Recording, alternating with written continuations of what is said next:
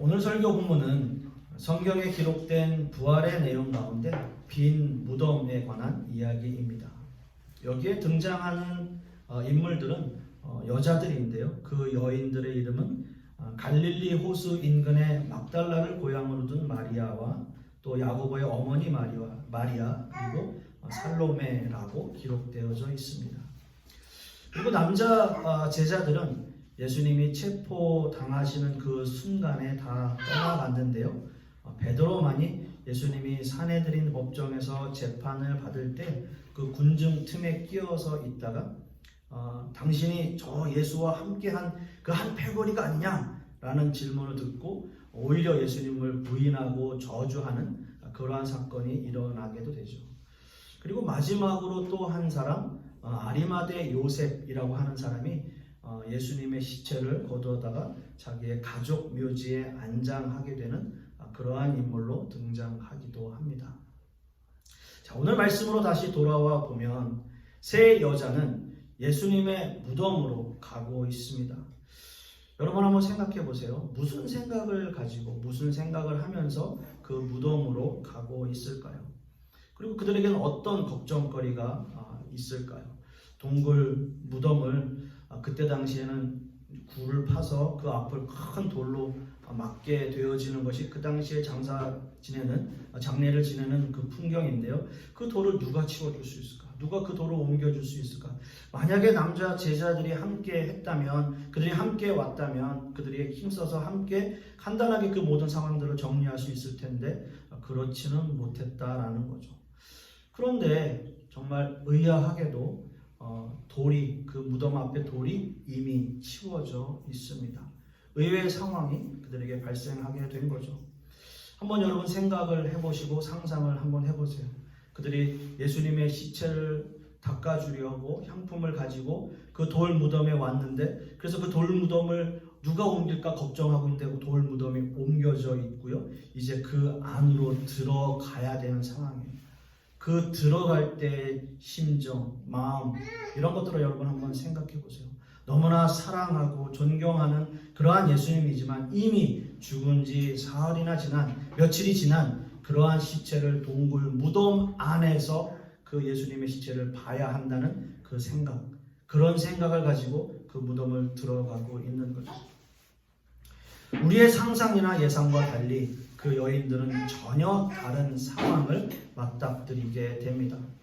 흰 옷을 입은 한 청년이 시체가 놓였던 그 단의 오른쪽에 앉아 있는 거예요. 물론 이 성경에서는 청년이라고 말하고 있지만 그 청년은 천사를 이야기하고 있습니다. 그리고 이렇게 말을 해요. 오늘 본문 6절 말씀에 놀라지 말라. 너희가 십자가에 못 박히신 나사렛 예수를 찾는구나. 그가 살아나셨고 여기 계시지 아니하리라. 보라, 그를 두었던 곳이니라 라고 말씀해요.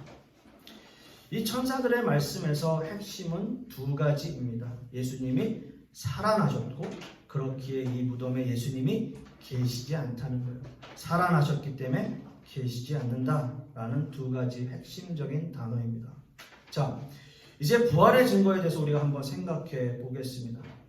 예수님의 이 빈 무덤이 예수님이 살아나신 것에 대한 또는 부활에 대한 직접적인 증거인가요?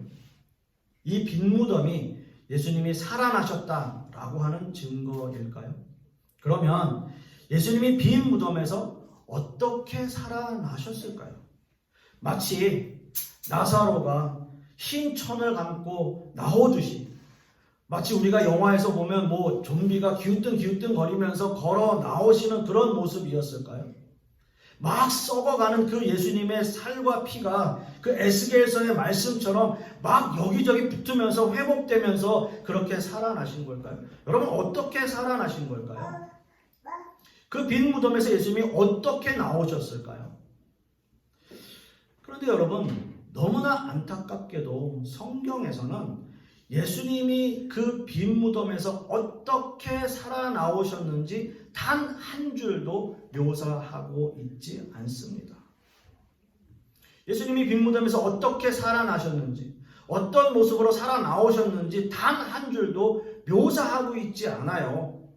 왜냐하면 부활의 예수님을 만날 수 있는 곳이 그 빈 무덤이 아니라 갈릴리이기 때문이에요. 갈릴리는 제자들이 예수님을 처음 만난 곳이고요. 예수님이 하나님 나라를 선포한 그 복음을 선포한 장소이고요. 예수님의 십자가 처형으로 인해서 실망한 제자들이 다시 돌아간 곳, 그들의 일터, 그곳이 바로 갈릴리이기 때문이에요. 예수님이 십자가 처형으로 모든 것이 다 끝난 줄 알았던 그 하나님의 나라가 다시 싹이 나고 잎이 나고 완전히 새로운 모습으로 자라나고 다시 시작하는 곳, 그곳이 갈릴리이기 때문이죠. 그래서 오늘 본문을 보시면 천사는 그 여인들에게 7절 말씀에서 이렇게 말합니다. 가서 그의 제자들과 베드로에게 이르기를 예수께서 너희보다 먼저 어디로요? 갈릴리로 가시니 전에 너희에게 말씀하신 대로 너희가 거기서 배우리라 하라 하는지라. 이렇게 말하고 있어요. 갈릴리라고 하는 지명을 이미 말씀하셨고 너희가 거기서 나를 다시 볼 것이다. 그럼 어디로 가야 돼요? 갈릴리로 가야 돼요. 오늘 본문에서 천사가 갈릴리로 가라는 이 말씀은 크게 세 가지의 의미가 있습니다. 첫째는 십자가가 실패한 것이라고 생각하고 예수님을 떠난 제자들 다시 모으고 다시 화합하기 위한 장소라는 거예요. 예수님은 이 모든 것을 이미 아시고 갈릴리로 가겠다. 나를 다시 갈릴리에서 만날 것이다 라고 말씀하시는 그 장소. 그곳이 바로 갈릴리입니다. 두 번째는요. 갈릴리는 예수님과 3년 동안 동고동락했던 장소이지만 예수님의 정체에 대해서 제대로 이해하지 못했던 장소예요. 그러나 제자들은 부활하신 예수님을 갈릴리에서 다시 만남으로써 비로소 예수님께서 하나님의 아들이시고 십자가에 못 박혀 죽으셨지만 3일 만에 부활하신 진정한 메시아이심을 깨닫게 되는 장소, 그곳이 바로 갈릴리라고 하는 거예요.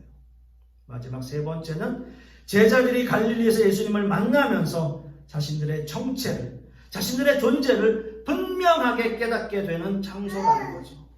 제자들은 예수님과 3년이나 함께 했지만 자신들이 뭘 해야 될지 알지 못했어요. 그러니까 예수님께서 십자가를 지실 때 다 떠나간 거예요. 다 가버린 거예요. 뭘 해야 될지 모르니까. 그러나 자신의 십자가를 진다는 그 의미, 십자가를 지는 것이 무엇이라는 의미를 그 갈릴리에서 다시 깨닫게 되고요. 자신의 목숨도 아끼지 않는 진정한 제자의 모습으로 다시 거듭나는 것. 그것이 바로 갈릴리라고 하는 곳입니다. 그렇습니다, 여러분. 갈릴리는 그런 장소입니다. 자, 그럼 그 여인들이 이 천사의 말을 듣고 제자들에게 다 가서 그 갈릴리라는 장소, 그곳으로 갔을까요? 오늘 본문은 이렇게 이야기해요. 아무에게 아무 말도 하지 못했다라고 말합니다. 다른 복음서에서는 물론 여자들이 제자들에게 가서 말을 했다라고 말하고는 있지만 베드로와 요한이 갈릴리로 그 즉시 간 것이 아니라 오히려 어디로 갔습니까? 빈 무덤으로 가요. 그래서 예수님이 계시지 않는 것인지 정말 확인하고 있어요.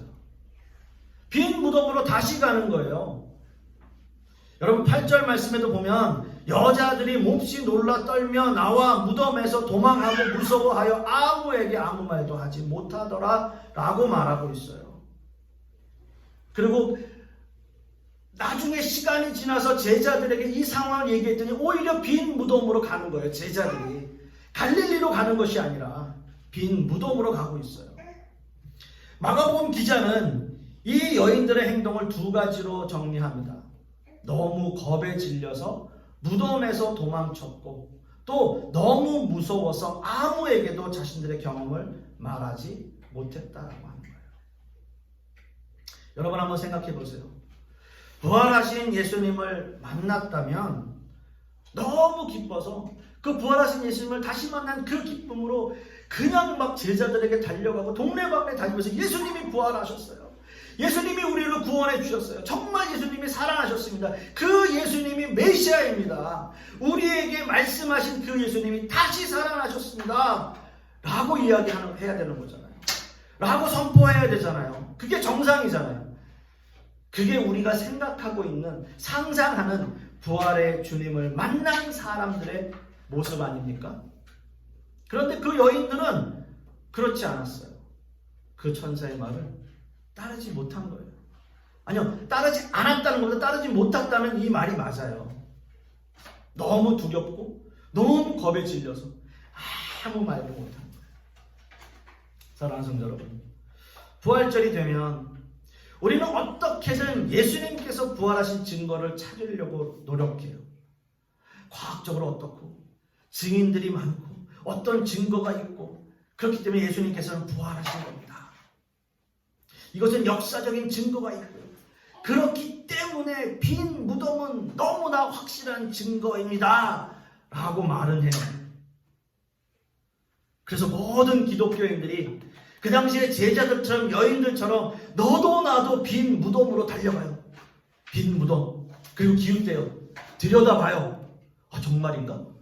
이 증거가 정말 맞는 걸까? 오늘 목사님이 그런 설교하셨는데 그게 맞는 건가? 이거 정말 과학적으로 증거도 있네. 여러분, 만약에 이 빈 무덤이 정말 예수님이 부활하신 결정적인 증거라면 왜 성경은 예수님의 부활에 대한 상황을 기록으로 남기지 않았을까요? 여러분, 신앙은, 믿음은 빈 무덤을 믿는 것이 아니라 부활하신 예수님을 믿는 거예요. 부활하신 거예요. 죽음을 이기신 예수님을 만나는 과정이에요. 그리고 이 시작은 빈 무덤에서 시작하는 것이 아니라 어디요? 갈릴리에서 시작되고 있어요. 예수님 때문에 함께 모이게 되었고, 예수님 때문에 말씀을 선포하게 되었고, 우리가 누구인지 깨닫지 못했던 장소, 오히려 그곳에서 우리가 누구인지, 어떤 존재인지를 깨닫게 되는 장소, 그곳이 갈릴리라고 하는 것이고요. 지금의 이 시대로 이야기하면 교회를 가리켜요. 그래서 이 교회는 날마다 부활하신 예수님을 만나는 장소가 되는 거예요. 빈 무덤이 아니라 이 성전 안에서 함께 모여 우리가 함께 그 기쁨을 나누는 거예요. 그게 여러분 부활 신앙이고요. 부활절, 절기가 갖는 의미라고 할 수 있어요. 매일 우리는 우리의 삶에서 그런 모습으로 살아야 합니다. 부활 신앙이, 부활절이 그저 부활 주일 한 번으로 끝나는 것이 아니라 우리가 날마다 그렇게 새롭게 살아가는 거예요.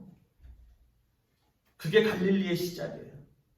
함께 하고, 함께 모이고, 함께 말씀을 선포하고, 함께 주님의 그 살아나심을, 또한 주님께서 우리를 위해 피 흘리심을 날마다 증거하는 장소, 갈릴리, 지금 이 시대의 교회를 의미하고 있습니다.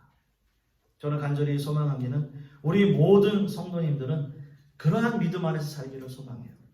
그저 오늘 하루가, 오늘 한 주가 부활주일로 끝나는 것이 아니라 우리의 삶이 그렇게 살아 움직이는 역동적인 부활신앙을 갖고 사시는 저와 여러분들이 되실 수 있기를 간절히 소망하겠습니다. 기도하겠습니다. 아버지 하나님, 참 감사합니다. 오늘 말씀을 통해서 우리가 깨닫는 것은 우리가 가지고 있는 그 부활신앙, 또 그 부활의 믿음, 그것이 빈 무덤이 아니라 주님께서 살아나셔서 그 제자들과 함께 하기 원하시는 갈릴리라고 하는 것을 우리가 다시 한번 깨닫는 시간 될 수 있도록 주님께서 역사하여 주시옵소서. 그래야 우리의 믿음을 가지고 그러한 부활신앙을 가지고 날마다 살아가는 우리 모든 성도님들 되게 하여 주시옵소서.